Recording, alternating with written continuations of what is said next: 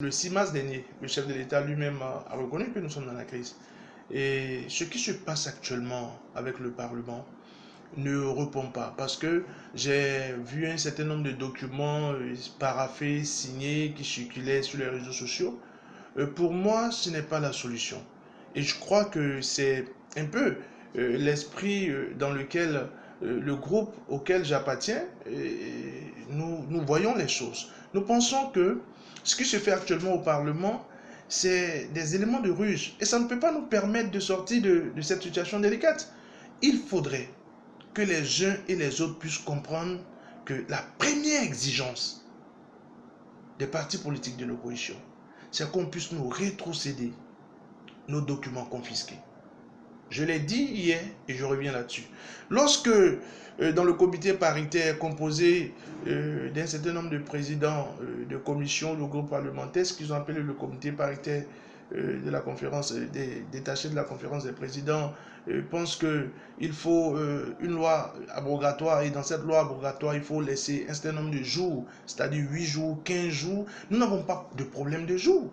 Nous continuons de dire que ce qui s'est passé dans l'étude de nos dossiers, c'est un problème politique. Nous n'avons pas de difficulté. La belle preuve est que quand nous avons écrit au ministère, jusqu'à l'heure où je vous parle, le ministère ne nous a pas encore répondu pour le dernier courrier. Donc ce qui se passe aujourd'hui, c'est que le ministère puisse recevoir des instructions pour délivrer les papiers confisqués. Parce que ici, vous devez pouvoir constater avec moi que les documents de nos différents partis politiques ont été confisqués. Les documents du parti Restaurer l'Espoir sont confisqués. Les documents du parti Les Forces Corées pour un Bénin émergent sont confisqués. Les documents de l'USL sont confisqués. Donc nous voulons, comme préalable à la discussion actuelle, pour que nous puissions sortir de cette situation difficile, la délivrance, la rétrocession des documents confisqués. C'est un préalable important, dans ce sens que vous ne pouvez pas demander à des personnes qui, pendant longtemps, ont tout fait, ont pris toutes les dispositions afin de pouvoir respecter une loi inapplicable, de leur dire que nous voulons leur donner, je sais pas, une prolongation de temps. Le problème ici n'est pas une prolongation de temps, parce que nous n'avons pas de problème de temps. Ils peuvent peut-être donner une prolongation de temps au ministre de l'Intérieur afin qu'il puisse délivrer les documents. Mais ce qui se passe aujourd'hui, c'est que les documents, comme préalable, les documents doivent être rétrocédés. La deuxième chose que les Béninoises et les Béninois veulent comprendre, c'est que nous disons que le consensus, à l'heure où je vous parle, ne peut pas se trouver au Parlement. Et c'est logique. C'est le Parlement qui est à la base des problèmes que nous rencontrons aujourd'hui. Les textes qui ont été votés, le code électoral, la charte des partis politiques, c'est des textes qui ont été votés par la majorité des députés à l'Assemblée nationale. Et il s'avère aujourd'hui que ce sont ces textes-là qui sont à la base des difficultés que nous connaissons. Donc on ne peut pas nous dire à ce même Parlement qui n'a pas encore changé de majorité, à ce Parlement où les individus n'ont pas encore changé d'esprit, de trouver la solution. Ils continueront de faire de la ruse. Ils continueront de souffler le froid et le chaud. Et nous sommes dans un contexte où la mouvance présidentielle souffle le froid et le chaud. Donc nous pensons que pour être conséquents envers nous-mêmes, et dans tous les pays du monde, c'est ce qui se passe. Quand il y a une difficulté politique, le consensus se trouve au niveau des partis politiques. Donc nous pensons qu'il faut, et c'est dans notre lettre du 19 février, c'est ce que nous avons dit au chef de l'État, nous avons dit de convoquer la classe politique. Et c'est même ce que dit le protocole additionnel de la CEDEAO. Il y a un certain nombre de tests sous-régionaux que nous avons, auxquels nous avons souscrit. Donc nous pensons qu'aujourd'hui la solution se trouve au niveau du consensus. Ce consensus-là peut se dégager au niveau des partis politiques. Une fois que ce consensus est dégagé au niveau des partis politiques, ce consensus est retourné comme un document à l'Assemblée nationale. Et l'Assemblée nationale, à son tour, le reçoit comme une proposition de loi en plénière et on l'affecte à la commission adéquate. Donc, le consensus ne peut pas se trouver au Parlement. Le consensus va se dégager d'abord au niveau des politiques. Parce que ce sont les politiques aujourd'hui qui constatent que le processus est bloqué et que le processus est enrhumé. Donc, ils se retrouvent, ils enlèvent les écueils. Tout ce qui est constaté comme obstacle, on dégage les obstacles et on envoie de nouvelles lois dérogatoires ou purement et simplement, on enlève ces lois si ces lois ne sont pas applicables et on fait venir les anciennes lois. Puisque le président de la République lui-même a dit dans ses propos, je voudrais que des élections en mon temps aussi puissent être organisées comme par le passé, dans la joie, dans la gaieté.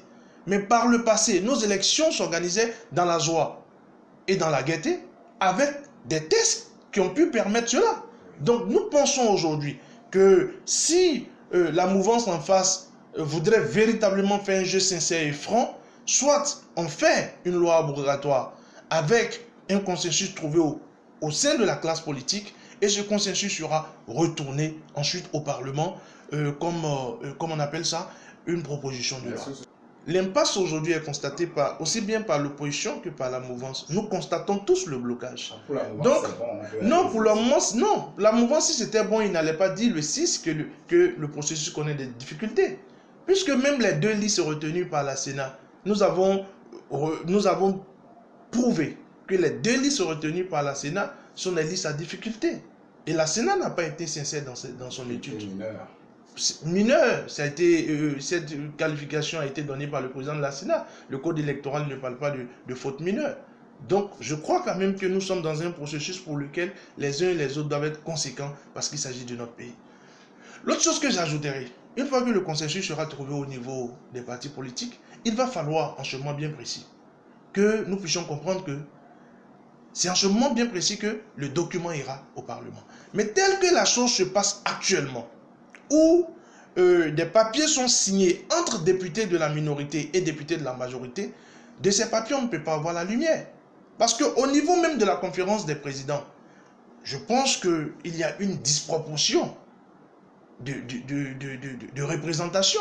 La représentation au niveau de la conférence des présidents est une représentation déséquilibrée. Vous avez pratiquement une vingtaine de députés de la majorité et à peine 3 présidents de la minorité parlementaire. Même s'ils ont mis une équipe paritaire sur pied. Quand ils retournent en conférence des présidents, les décisions là-bas, en ce moment bien précis, se prennent par vote. Le consensus, le semblant de consensus qui est trouvé au niveau de la cellule paritaire, quand il retourne au niveau de la conférence des présidents, c'est le grand nombre qui vote. Donc, il y a un déséquilibre. Et nous avons dit, nous insistons là-dessus, pour le consensus, le président de l'Assemblée nationale, Maître Adrien Mbedi, est disqualifié pour être le médiateur. Il ne peut pas être jugé parti. Le président de l'Assemblée nationale, au moment où le document va atterrir sur sa table au niveau du Parlement, il rentre dans le jeu, parce que le consensus est déjà trouvé. Il s'agit en ce moment bien précis d'entériner le consensus. Mais pour trouver le consensus, ni la conférence des présidents, ni le président de l'Assemblée nationale ne sont qualifiés. Ils ne peuvent pas être jugés partis. Et puis, ces lois sont votées par eux. Donc, ce sont les éléments sur lesquels nous insistons. Je continuerai quand je dirai aussi que il a été dit hier, par un document qui a été paraphé et signé, qu'il faut procéder à la révision de la Constitution. Quand vous prenez la Constitution actuelle du Bénin, plus précisément au niveau de l'article 68, l'article 68 de la Constitution actuelle du Bénin dit ceci. Lorsque les institutions de la République, l'indépendance de la nation, l'intégrité du territoire national ou l'exécution des engagements internationaux sont menacés de manière grave et immédiate et que le fonctionnement, j'insiste là-dessus, et que le fonctionnement régulier des pouvoirs publics et constitutionnels est menacé, nous sommes dans ce cas, ou interrompu, le président de la République, après consultation du président de l'Assemblée nationale et du président de la Cour constitutionnelle, prend en Conseil des ministres les mesures exceptionnelles exigées par les circonstances sans que les droits des citoyens garantis par la Constitution soient suspendus. Il en informe la nation par un message. L'Assemblée nationale se réunit de plein droit en session extraordinaire. Donc, avec l'article 68, on n'a plus besoin d'amender, comme ils le disent, ou de réviser la Constitution. Avec l'article 68 de l'actuelle Constitution, le chef de l'État constate, comme il a fait le 6 mars, que nous sommes dans une situation exceptionnelle. Il consulte le président de l'Assemblée nationale, il consulte le président de la Cour constitutionnelle et il prend en Conseil des ministres. Il peut prendre la mesure qui permet, 2 mesures. Une première mesure qui permet de suspendre le processus actuel et une deuxième mesure qui rallonge, comme il le souhaite, de 45 jours. Donc, la suspension des activités du processus, il prend un décret pour la suspension des activités du processus, parce que nous sommes dans l'impasse, et il prend un deuxième décret pour notifier le fait que, pour que nous puissions trouver une solution, on rallonge le mandat des députés de 45 jours. Hier, vous avez vu que les attentes du peuple étaient vraiment énormes. Le peuple, tout le peuple béninois avait les yeux rivés hier sur le Parlement, parce qu'on se disait que la fumée blanche allait sortir. Mais je vous dis que le format proposé par le chef de l'État, qui met en exergue l'Assemblée nationale, est un format déjà biaisé par sa fondation. Il faudrait impérativement que le consensus puisse être trouvé au sein de la classe politique. C'est lorsque le consensus sera trouvé au sein de la classe politique que ce consensus-là sera introduit au Parlement pour que le Parlement entérine. On a même proposé que, aujourd'hui, vous savez, il y a l'envoyé spécial des Nations Unies, Mohamed Chambas, qui est dans notre pays pour la situation des prochaines élections. Il a rencontré l'opposition. Nous lui avons fait cas de nos préoccupations et de nos inquiétudes. Donc c'est pour vous dire que ce qui se passe aujourd'hui en République du Bénin, le monde entier s'intéresse à cela.